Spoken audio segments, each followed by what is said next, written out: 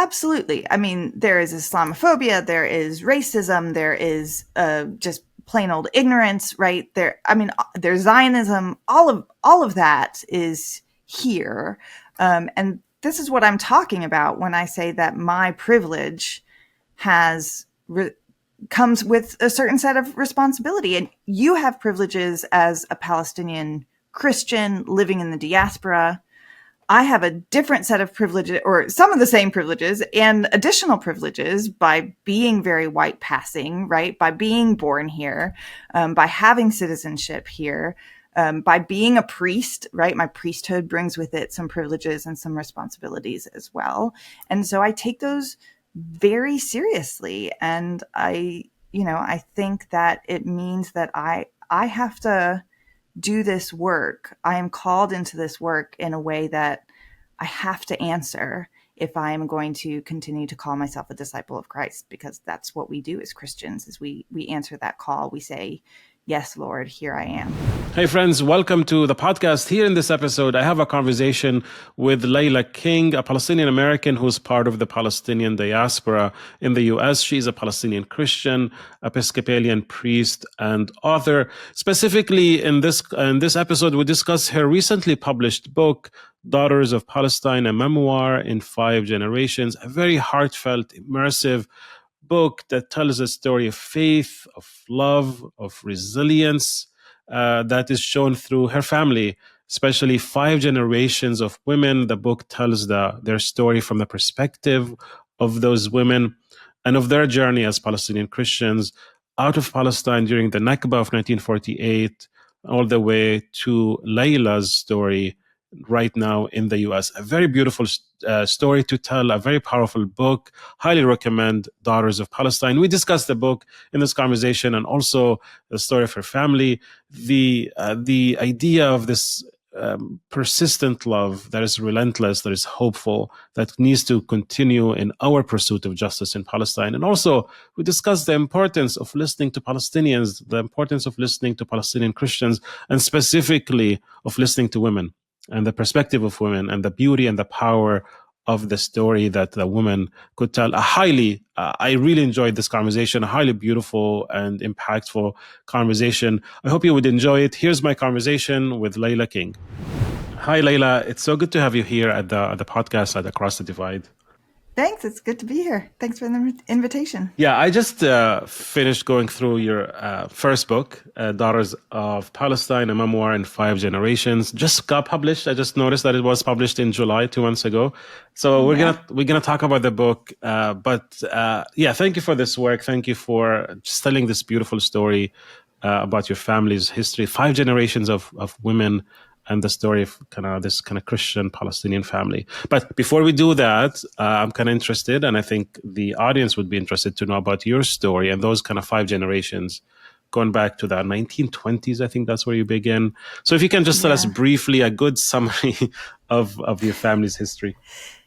Yeah, so I'm half Palestinian on my maternal side, and I did a deep dive into my family history with my grandmother the summer that I graduated college, and I spent every morning with her for the entire summer, many weeks, and got one of those mini cassette tape recorders well before technology had advanced from that point, and just recorded her stories. And it was a real pleasure and a real gift for me to have those stories recorded and then to be able to publish them in this book. And so because she was sort of the keeper of our family stories, she knew a lot of our family history, particularly on her in the matriarchal line, going back to my great grandmother, a woman named Zaleh, which means upset or sorrow in Arabic.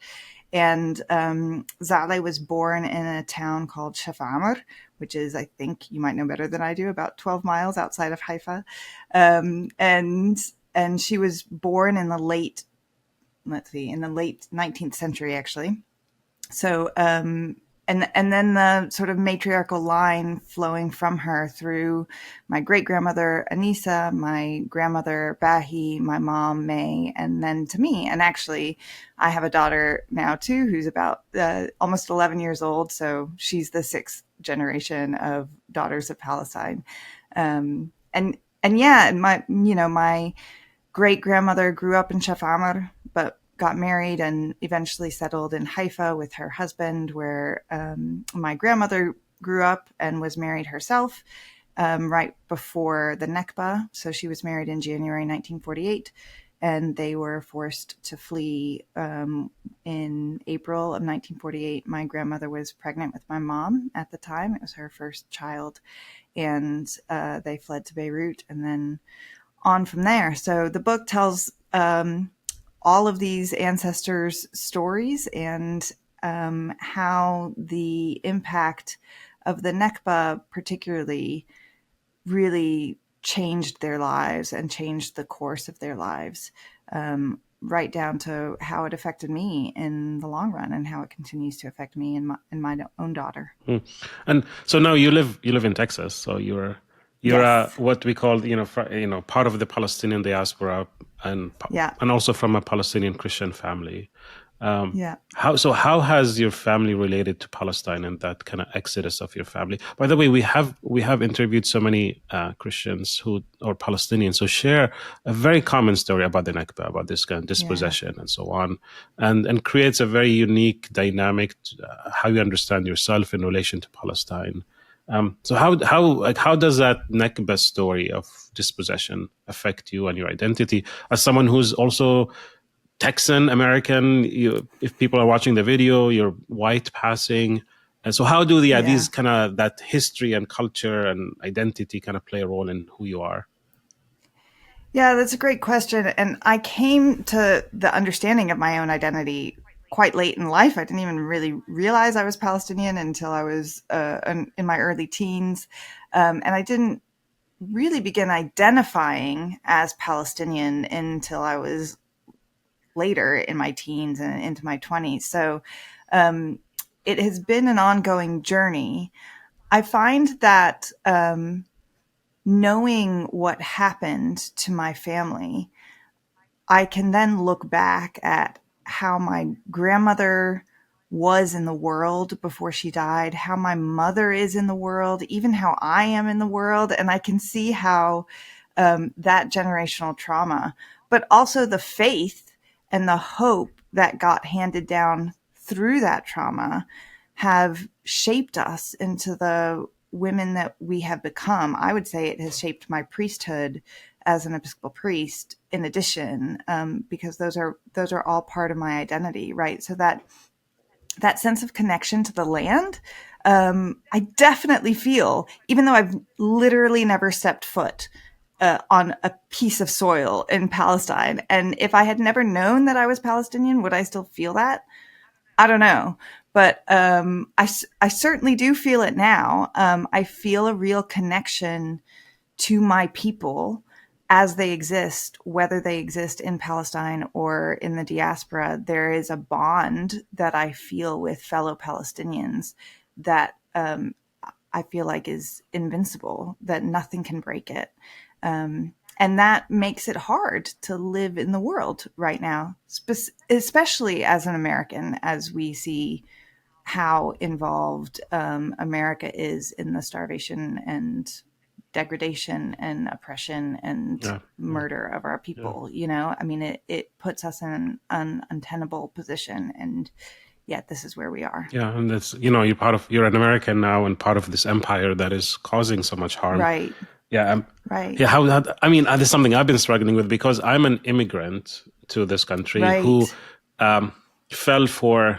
I don't know if it's a lie, but fell for this idea that this is a place where I can be Yeah, successful, and I have been. Like yeah, education, a lot of privilege that I have as an immigrant to this country, and it's been good.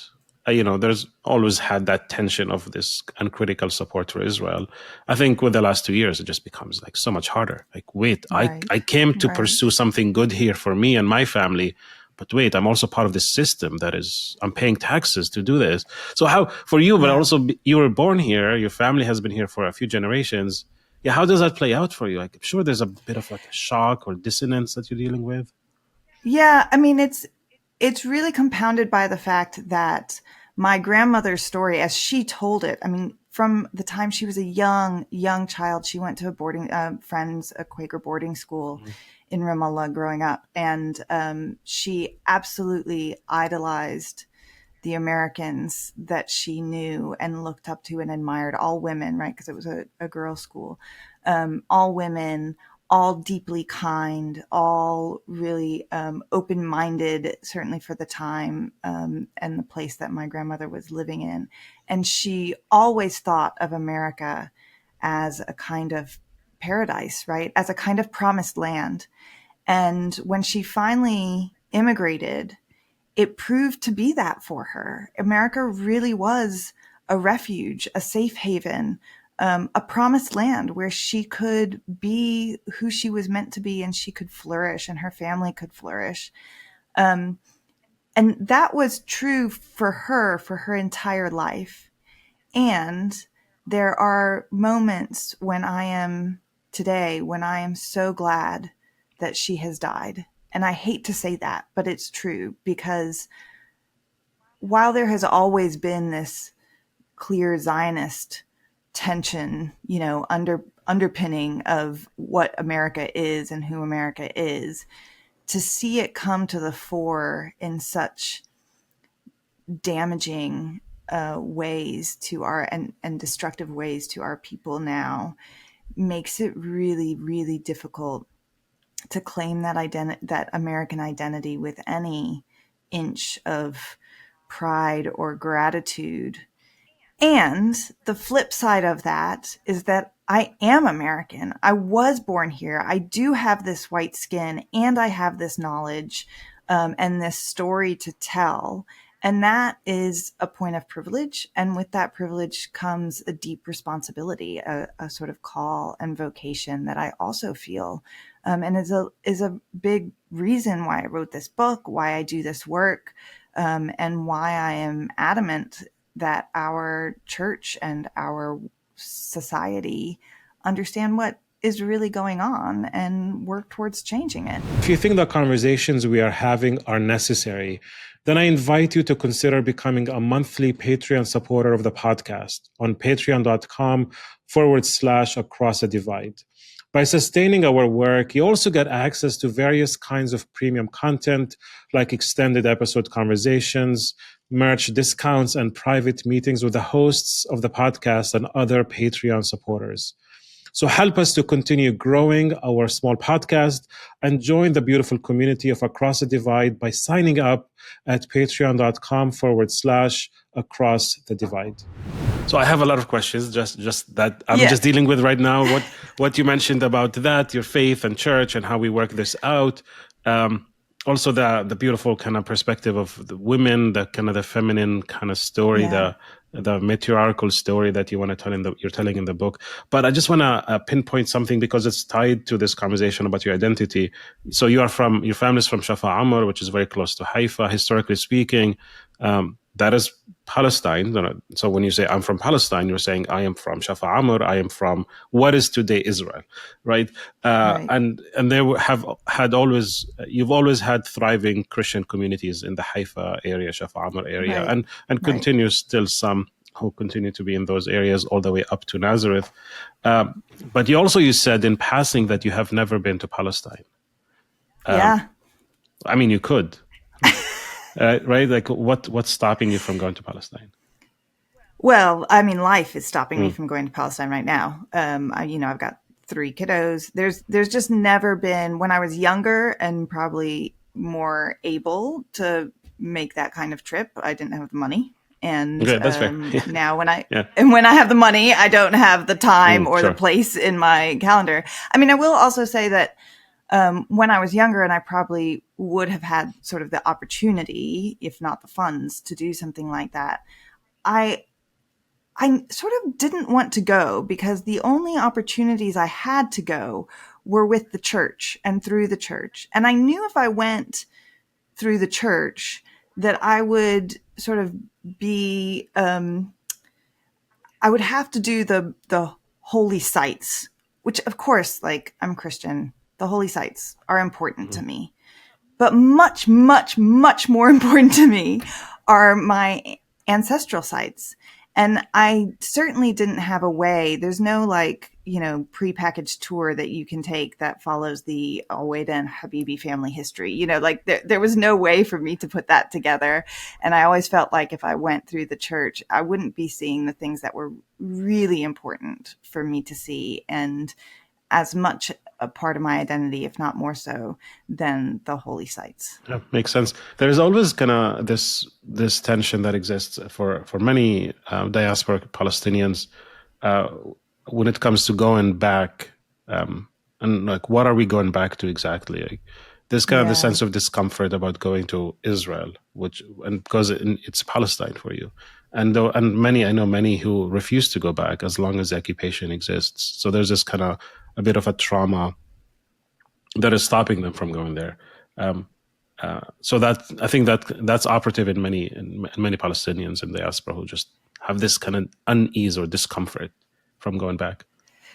Yeah, I don't really sense that myself. I mean, given the opportunity, would I feel that? I don't really know. I will say that part of the work that I do in the church is bringing Palestine to Mm, people here, right. because while it is lovely and important that, our leaders and our people in the West go to Palestine and see what's happening on the ground, it's not, many people like me don't have those opportunities or don't have the financial capacity to do something like that. And what I have experienced as someone who hasn't been there in person is that, our stories can bring Palestine to people in the pews here very effectively and very impactfully. And so, in some ways, I'm sort of holding on to this fact that I have never been there as a symbol of the ways in which we can still do this work, and we can make Palestine real to people, just as real as my grandmother made it to me by telling me these tales. Yeah. Yeah, this is beautiful, and that's part of the work that you're doing. You're exposing people to the stories of Yes. Palestine and bringing Palestine to them. And I want to talk about that too, and the kind of the importance of storytelling for the audience in Yeah. the West. Uh, this is a shameless plug. We are organizing a trip to Palestine as a podcast next May. Hey. So as we're bringing Palestine to them, people also have the chance to also go to Yes. Palestine next in May, and the trip is gonna be focused on highlighting the stories of Palestinian Christians and Yeah. taking people throughout the whole land. So that's kind of a shameless plug about that I trip. love it. So the book just came out 2 months ago, Daughters of Palestine. I'm kind of curious why you chose to have the book published now. Like, what's the importance, you think, of telling this story of your family? Yeah, well, as I said, these stories have been living in my body for over 2 decades, because I recorded them with my grandmother in the summer of 2002. And in part, I just, much like going to Palestine, I didn't have time, right? There was not a time and space in my life where it felt like I had the opportunity to write them down. So that's part of it. Part of it is just luck, what I would actually call providence, because, when October 7th, 2023 happened, and then October 8th and October 9th, and the horrors of the following days, and, what has turned into years now, um, happened. I had just moved to Austin, not 6 months before. I was currently unemployed. We had moved for my husband's job. So I didn't have any work that was filling my days. I was really, really struggling with what I was seeing play out in real time, to my people and in my land. And, it felt like this Kairos moment. It felt like this ordained time. And I was the ordained person to finally write these stories down and give birth to them into the world. So I did it in the month of November. I literally wrote the entire book in 1 month.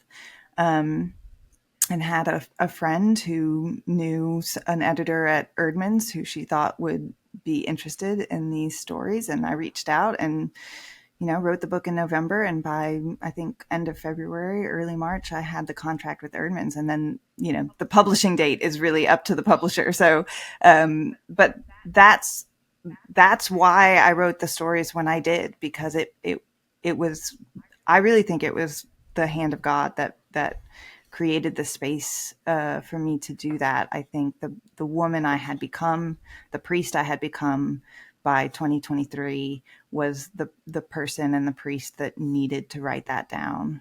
And I couldn't have done it beforehand. Yeah. I mean, telling the story of the Palestinian Christian family like that you tell is part of, now it seems, an interest in some people in the West to hear the stories of Palestinians. Tragically, they're seeing the stories of our slaughter. But there's this kind of renewed interest in, wait, I've never been told about Palestinians. Palestinian Christians exist. So there's a new interest in that. That complicates that narrative that people inherited of, Jews versus Muslims and Christians supporting Jews. So there's a power in the story that we tell as Palestinian Christians, because it disrupts that narrative that people have about the Middle East, about Palestine. So you tell that story of a Palestinian Christian family. Faith plays a huge role in that. Kind of, how do you understand the role in telling that story of the Palestinian Christian and its impact on the audience in the West, and especially in the US? Yeah, I think, I experience that on a physical level almost when I often go and talk and teach and preach in churches, particularly the Episcopal Church, but I have been in other denominations as well.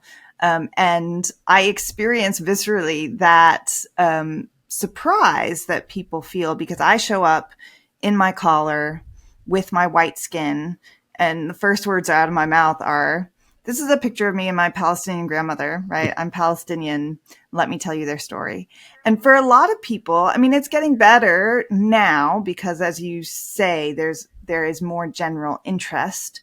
But certainly at the beginning when I was doing this work, for a lot of people, they're like, "Wait, you're Palestinian, right? I just don't look like what they imagine a Palestinian looks like, especially when I'm wearing my collar, right? It just doesn't compute with them." And when I go on to talk about my grandmother, whose family was Anglican for generations upon generations further back than we can count, right? They're just flabbergasted.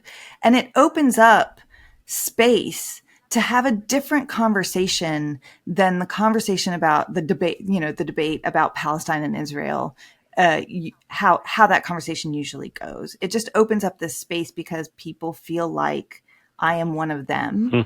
I don't speak with an accent. My skin is very white looking. I turn red when I'm hot, like these are things that people see me, they read these stories, and it opens up space for some real conversation that the usual debate about Palestine and Israel doesn't allow for. Why do you think people, I mean, is that the reason that people ignore the stories of Palestinians or Palestinian Christians, is because we're not white passing enough, because we're so different? Is that it's just inconvenient? I think it's a both and, right? I think people have an image of, I was going to say who Palestinians are, but I actually think of what Palestinians are, right? It's not even a who. Like, there is an image that has been intentionally created, certainly in this country, but sort of in Western culture in general, right? It is a Zionist interpretation of what Palestinians are, which is something less than human. And that is a soup that we have all grown up in, right? If we live in this country, if we were born in this country, we have sort of been fed on this Zionist soup, and we don't even know it, right? I mean, I was even fed it, and I was Palestinian, and I didn't even know it until I was 14 or 15 years old. So I think when when you have that and you don't know that you have that, right? That's like original sin. Like, that's not something you did to get that narrative. You didn't claim that narrative for yourself. That was given to you. That was fed to you with your mother's milk. And so there's no way to break that unless and until you come across a story or a narrative or a person or an idea that challenges that in a way that you can hear, right? Because you can't hear it if someone's waving their finger at you and telling you you're wrong and you're a bigot for thinking this about Palestinians. You're never going to hear that.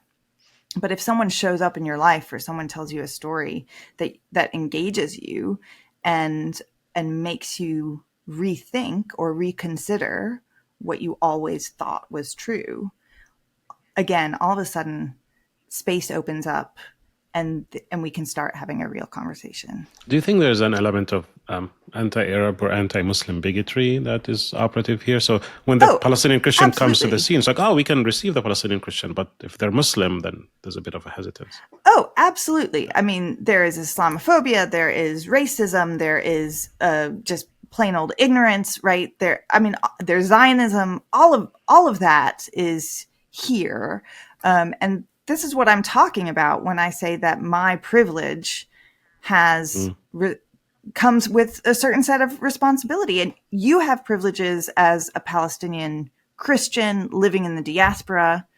I have a different set of privileges, or some of the same privileges and additional privileges, by being very white passing, right? By being born here, by having citizenship here, by being a priest, right? My priesthood brings with it some privileges and some responsibilities as well. And so I take those very seriously. And I think that it means that I have to do this work. I am called into this work in a way that I have to answer if I am going to continue to call myself a disciple of Christ, because that's what we do as Christians, is we answer that call. We say, yes, Lord, here I am. Right. I always feel uncomfortable, like knowing that people listen to me because I'm a Christian, because I speak their language, and because I get the American culture. I can I understand how things go, and people feel more comfortable towards me, and they can talk to me about faith, and they're But I wonder, like, if I was a Muslim, would they listen? Is it because I speak like them, they listen to me, and if I speak differently? So there's always this kind of discomfort there. Like, yeah, I'm so glad you're listening. I'm so glad you're hearing us out, and this is so important. We need that. But there's this kind of place of, there's kind of these levels of, there's a hierarchy of acceptance and privilege, perhaps, that is given to me that is not given to others. Absolutely. And, in the end, you and I have no control over that. Sure. So all we can do is steward that privilege well, right? That is what we have to do in that moment. And so I absolutely think that if I were Muslim, it would change things and change how I was received. And it would change my experience of the world too, right? But we can only be who we are put in the world to be. And with that comes specific challenges and specific opportunities. And we're called to work within that. Right. So going back to the book, there's this kind of beautiful kind of persistence of love that exists in the book, in the storytelling of your family and what you have been going through. And I'm kind of wondering how you think about kind of the role of love and the persistence that it creates for us as we think about those stories of tragedy and harm and ourselves and how we relate to others as well. I love that you use the word persistence, because I think that's exactly what it is. This absolute rejection of any other response, even in the worst places, than hope and love and faith. And I think often about, I can't remember if I think it's it's a parable that Jesus tells in the Gospels about the old woman who keeps knocking on the judge's door, and he's an unjust judge and he won't give her what she wants, but she keeps knocking and she keeps asking for it and she doesn't give up. And finally the judge says, fine, just give her whatever she wants, so she'll go away, right? And Jesus says, do you not think that your Father in heaven will be even more willing to give what you need than this unjust judge was? So persist, right? Persist in prayer, persist in love. And that is very much at the heart of my faith and my priesthood. And it is what I inherited from my grandmother, who experienced such trauma throughout her life. And it never even occurred to her to give up on her faith or give up in her belief in God's love for her and for others around her. And I think that becomes the through line for all of this. And it becomes the through line for me right now, because it sucks right now. I mean, I cannot tell you how much it sucks to be a Palestinian Christian, particularly in the Episcopal Church in this moment right now. It is hard, and it beats me down every day. And every day I get out of bed because I carry my grandmother's faith and love within my own body, and it's what powers me on, right? I couldn't do it without that. Can you tell us more why it sucks to be an Anglican Palestinian Christian or Yeah, I mean, the Episcopalian? Episcopal Church. Yeah, the Episcopal Church. I love. I was born into the Episcopal Church, baptized in the Episcopal Church as an infant. So this is where I belong. This is who I am. And of the progressive churches in the United States, I would say that the Episcopal Church is the absolute worst when it comes to Palestine right now.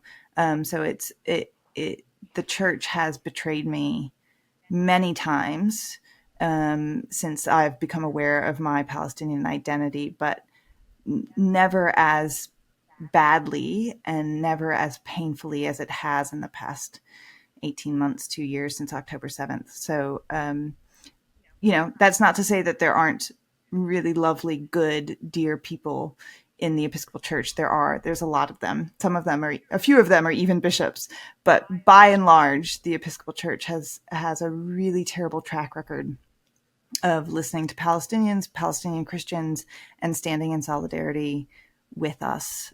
So that's been hard work. Why do you think? Why is that the case? Because the Episcopal Church, like many progressive denominations, although again most of the others are a bit better at it than we are, but the Episcopal Church has Christian Zionism deeply embedded in its roots and its understanding and its theology and its practice. And I think, unlike our more evangelical siblings, where Christian Zionism is sort of stated, like there are sort of these beliefs in evangelicalism about the second coming of Christ, and the importance of, like, this weird anti-Semitism about the importance of Jews owning that land and all that sort of stuff. It's much more on the surface in the more evangelical traditions, and in the progressive traditions of the church, the Christian Zionism is so embedded and doesn't look the same way as it does in the evangelical churches, that people are so much more unaware of it and unaware of how it is shaping what we say we believe and how we act in the world. And so that is the main work of what I do in the church, is trying to unpack that, bring that to the light so that we can dismantle it and move forward with some sense of integrity. So if it's not gonna, you're highlighting an important issue when it comes to Christian Zionism, and people miss frequently, which is the assumption that Christian Zionism is fundamentally a dispensationalist one, a conservative evangelical one about the end times and the coming of Christ, and then the eradication of Jews when that happens, which is highly, like you said, anti-Semitic. But it is very bad theology, just very recent theology, right. And it's easy to work against or critique and right. But then how does But you're describing what we could describe as liberal Zionism, so it's more in progressive liberal spaces. So what is then what makes that? What is the reason for that support for Israel if it's not a very bad conservative theology? Like, what is it actually? Well, I think it's sort of hard to, I'm not very good in talking theory and theology at sort of the intellectual level. For me, it comes down to practicalities. So like, how does this look in the world around us? Right. And I think the best example that we have of that is that when the Episcopal Church talks about Palestine and Israel, there are a couple of things at work. One is that there is an attention paid to Jewish pain and Jewish needs, and that attention is prioritized over and above anything else and at all cost. So there is this sort of Western, secular, I would say Zionist push to give priority to Jewish pain at all cost, even if that cost is that Palestinians are not even allowed at the table, even if the cost is Palestinian silence and Palestinians being silenced, right? So that's one piece of it. And it originates out of, that's not really Christian Zionist. That's just Zionist, right? That's just coming, political support for yeah, Jewish that's just people. coming out of a Zionist position, right? The more Christian part of that, I think, is that Episcopalians will do this really funny thing, because when it comes to almost any other political issue, we will say, well, you have to interpret scripture in a historical, critical context, right? You have to bring that historical, critical lens to your interpretation of scripture.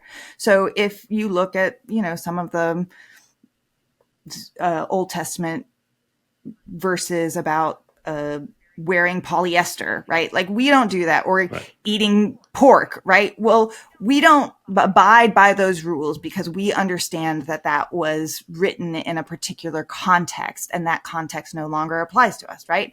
Or if you look at the verses about homosexuality, well, we don't take those as literal verses because we understand it both in the context of history, but also in the context of this wider narrative about God's love and what that means for us. Or also, right? like the ordination of women, for example, because you're a priest. The ordination of women, exactly. Like, specific there's verses. There's a million examples that we could choose from. And the Episcopal Church's doctrine about how we interpret scripture is that we read that in the context of all these other things, right? History, society, tradition, the church's tradition, right? The whole arc of scripture, all of those come into play. When it comes to Palestine and Israel, it's like we flip that switch off. And I don't know I don't know why, but all of a sudden it's like, well, there's this particular covenant that God has with the Jews in our holy scriptures. And so that gives the Jews some sort of right to the land. And there is this equation that we make between modern day nation state of Israel and the Israel in the holy scriptures, even though, like, in any other context, any other Episcopalian in the pew would say, like, oh, there's no like one-to-one equation of anything in our modern day context, because like it's like those brains leave the building when it comes to Palestine and Israel. That is Christian Zionism, right? That is exactly what Christian Zionism is. The use of Christian scriptures, the Hebrew Christian scriptures, Judeo-Christian scriptures, and doctrine to do damage to Palestinians and to justify the oppression and degradation and slaughter of Palestinians today. Like, that is exactly what Christian Zionism is. But because what we call Christian Zionism is, we tend to think of as this one specific thing that is dispensationalism and, the apocalyptic vision, I think people in progressive traditions think, like, very snobby, very typical of Episcopalians. Oh, well, that's not us, right? We don't do that. We're not that dumb, right? Like, it's this very snobby, very awful way of looking at our Christian siblings of other denominations. And so we say, well, that's not us. We don't involve ourselves in Christian Zionism, we're fine, right? Yeah. And it's Yeah. so Yeah. damaging. It's interesting to me, like, you know, like you can, and you see this also in like in social media and the news and so on. Like, people could be super thoughtful and incredibly insightful, but when it comes to Palestine and how to think about Palestine and Israel, there's this like dumbing down. Like how can be someone so Yeah. insightful and brilliant, but then would use such idiotic like arguments when it comes to Palestine? Yeah. It's baffling to me. And what I think has been happening, particularly in the past 6 months, as the starvation of the people of Gaza happens in front of our eyes, I think what we are getting in these progressive traditions in the West is this real, like, untenable discomfort with the cognitive dissonance, Mm. right? Like, any progressive Christian in the pews can look at what's happening and say, like, that's bad. Like, there is no getting around. That's bad. And the sort of Christian Zionist push that they have lived with their whole life makes it really uncomfortable for them to say that or to think that, right? So they don't know what to do with that tension until someone gives them a way out and is able to say, like, yes, it is bad, and this is why it's bad, and this is why you're just now realizing. And it took the absolute genocide and the wiping out of an entire people for you to get there, is because you have been taught to believe this unthinkingly and you Yeah. didn't Yeah. even know it, right?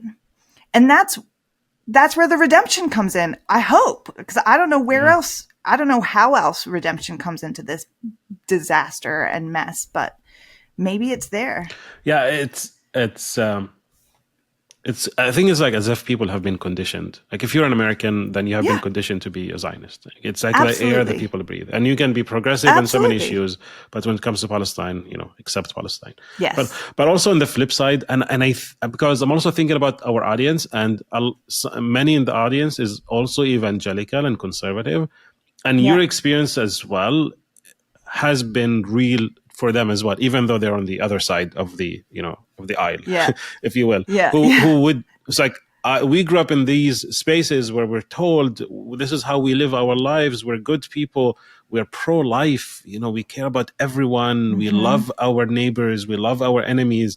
But then it's like, wait, what are you doing now when it comes to Palestine now? Like, how? So it's a fascinating thing. You're saying this, like, because I also grew up in these kind of conservative spaces as well. Right. Like, this is a very similar story for many people who now care about Palestine, whether evangelicals or more mainline, that they're feeling this dissonance between what they have been taught and how to believe and how to live and how to be faithful, and then what their church, what their pastor, what their people in their Bible study now are saying, and it's been very shocking to Yeah. them as well. Yeah, for sure. And I mean, I have so much grace for folks who are just coming to this now. I mean, I was talking to someone not too long ago who was saying to me, he was someone who I think was just waking up out of the Zionist soup, and he was coming to me to hear what I had to say and to seek some guidance and some advice. And I was telling him, and he said to me, "How are you not, like, more angry at me that I'm just now realizing this?" And I said, "Well, I mean, it's not your fault, right? Like, it's not your fault."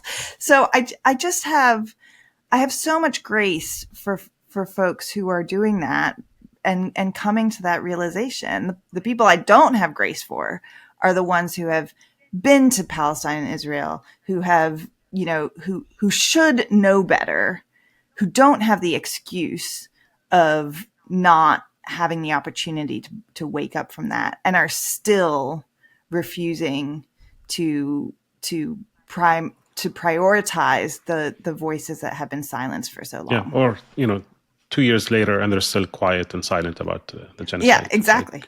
Yeah, exactly. what's your? I mean, I want to take advantage of you being a pastor here. Yeah. How would you, like, pastorally talk to people who are in that place where they have been struggling with their church community, with their faith? whether it's, progressives or conservatives and Yeah. evangelicals who are really distraught by what's happening in Palestine, who are very, very motivated and very activated, who listen to this podcast perhaps, but also Yeah. so frustrated by their community, their tribe, their pastor, their friends. Like, what's your advice? What's the advice you give to them? Whether it's on their Gosh. faith, or but also practically, like how can you function in that space? Gosh, that's a really hard question. I think be kind to yourself first. I think you have to be kind to yourself because there's both a sense of that guilt, I think, that how did I not know about this before? How have I been so gullible as to swallow this before now, right? Um, I used to, this is a totally, this is a bit of a rabbit trail, but I used to watch these episodes of I Didn't Know I Was Pregnant. And this OBGYN who comments on those I Didn't Know I Was Pregnant episodes. And the mom at the end, when she's given birth to this baby she didn't even know she was pregnant with, is always like racked with guilt by the fact that she didn't take prenatal vitamins or she drank or whatever the case may be. And the OBGYN, who always comments on them, always says at the end, you do the best you can with the knowledge that you have. And I think that's such a good commentary. I feel like we should embroider that on a pillow somewhere, right? You do the best you can with the knowledge that you have. And we have to give ourselves grace in those spaces because we were just doing the best we had with the knowledge that we had at the time. And when you know better, you do better, right? So we can do better. And then I think you have to have grace with the people of your community and your tribe. I am an Enneagram 8. I don't know if you do the Enneagram.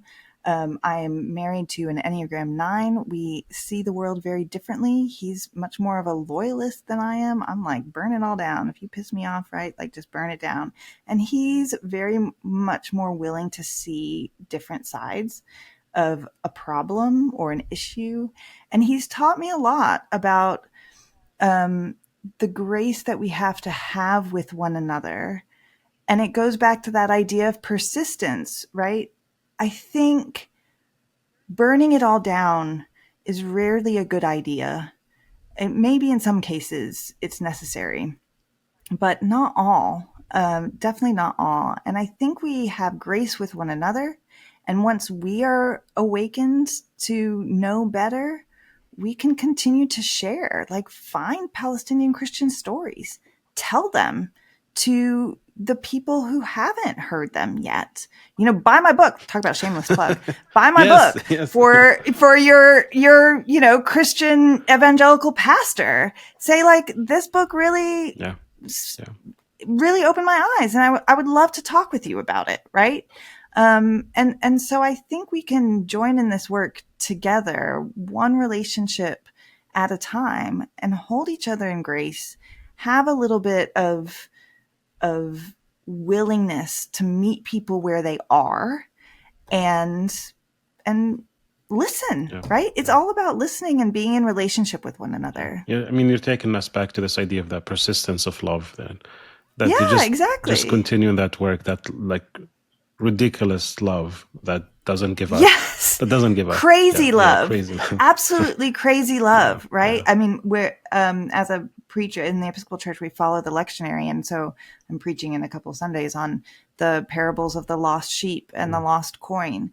And the losers in the parables, right? The shepherd who loses his sheep and the woman who loses her coin, they do stupid things to go find these lost items, right? They do crazy things. They risk so much. I mean, the shepherd leaves 99 sheep out in the wild to potentially be slaughtered by wolves or whatever, right?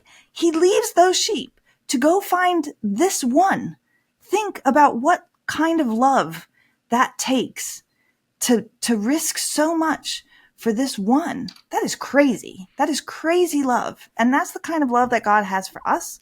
And that's the kind of love we're called to have for each other, even the people who are doing stupid things and saying stupid things who we actually want to absolutely rip apart because they're such bigots. But like, we have to love them.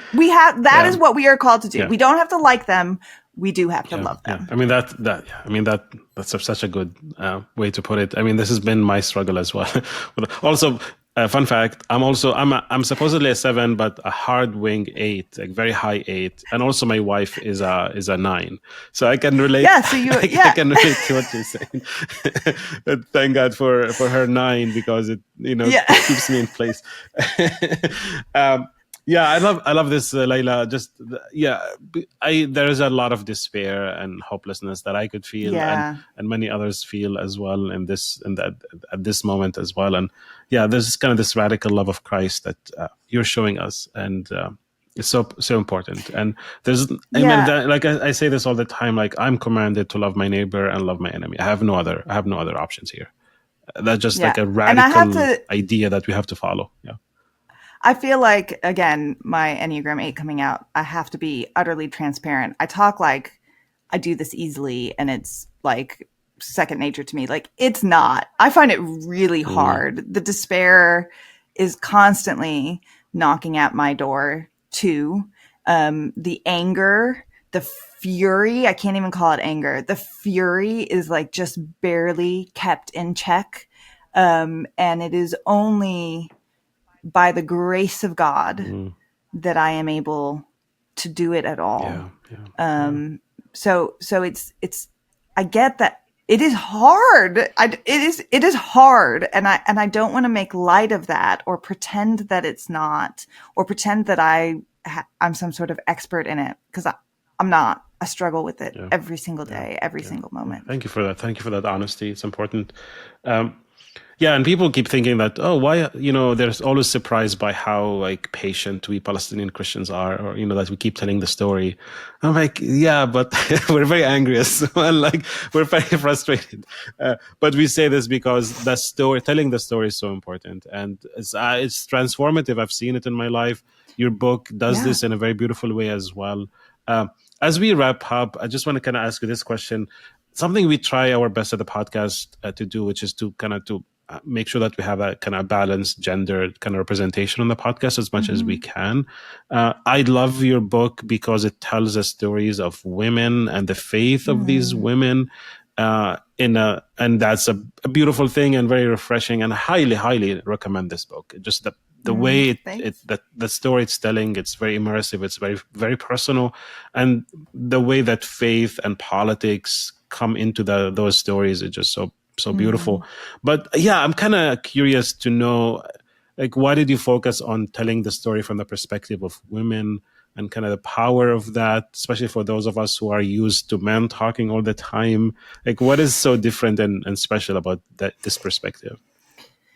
I mean, I'm sure the main reason is because I am a woman and my grandmother was a woman, and that was the connection, right? So there's just a practical answer to that question. But I do think there is a better answer to that question, which is that, Arab society is a patriarchal society, and men take up a lot of space in that world, and their voices are, if we are hearing voices, especially in these, in my experience, especially Palestinian Christian voices, they are almost always men. When the Palestinian Christian voice is heard, which is very rare anyways, it is almost always a man. And I find that problematic because it limits the variety and the breadth of the stories that you get to hear, right? If it's only from that perspective, it just is a more narrow one. And so I think it's really important that we hear women's stories. Women also tend to tell stories in different ways than men do, in my experience. And so opening them conversation so that more people can access these perspectives because the story is being told in a certain way, and from a vision that we haven't heard from before. I think that's really impactful in the world we live in. Yeah, I mean, especially now we're there's the whole controversy with the Epstein files and the women stepping Yeah. up. There's a whole thing about the current president and the Yes. whole Yes. movement to listen to women, to believe women.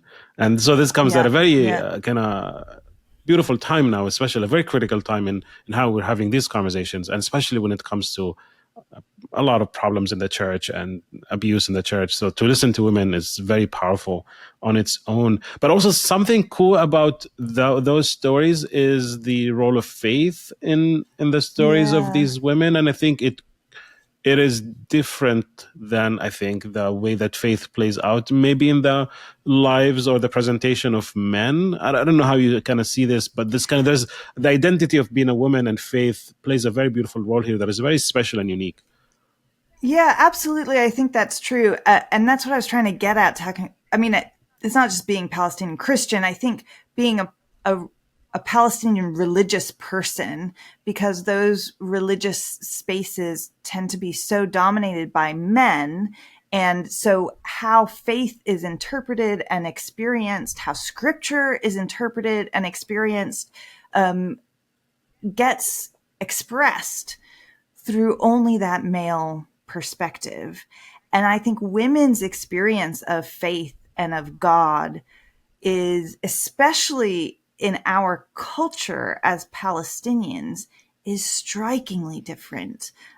So much of who I am and how I identify is wrapped up in this story of my grandmother in April of 1948 fleeing Haifa with her husband, with the forming body of my mother inside of her womb, in her own body, and the sort of beginnings of me inside my mother's small body, right? All of that could only be experienced and understood as a woman. And then my own daughter, right, inside that little cell somewhere. And through that sort of nesting of Russian dolls in my grandmother's womb, past that generational trauma, but also past that faith and that persistence and that absolute clinging to love in the face of all else. That too is passed down. And I mean, I love you dearly, but there's no way you can make those connections as a man. It just is never going to be that physical for you. It's never going to be that visceral for you. And so I think it's really important. I mean, that's just an example of how important it is that we get a variety of perspectives. And especially in these religious structures and systems where the male voice is really prioritized, sometimes to the exclusion of the feminine voice or the female voice. So yeah, we miss a lot if we Yeah, don't for pay sure. attention to all of it. For sure. And I'm so glad that I'm not missing on listening to you in this conversation. And this is where we men and everyone else who's listening need to also be quiet and listen to Leyla King, and also get her book Daughters of Palestine, and hear the stories of these incredible, beautiful Palestinian women and their story out of Palestine.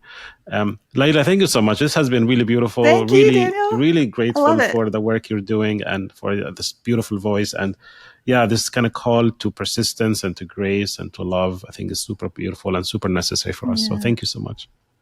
Thank you.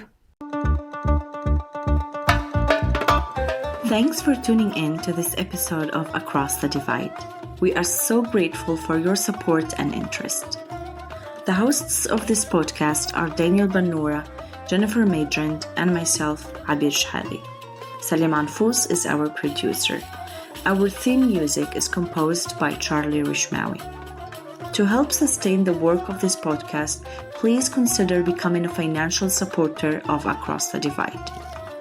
Any donation amount makes a difference, and with a donation of as little as $5 a month, you will gain access to exclusive supporter-only content. Go to patreon.com/acrossthedivide to learn more and donate. For any feedback or suggestions, connect with us on Instagram at Across the Divide Podcast. Until next time, stay curious, stay passionate, stay engaged, and join us again on Across the Divide.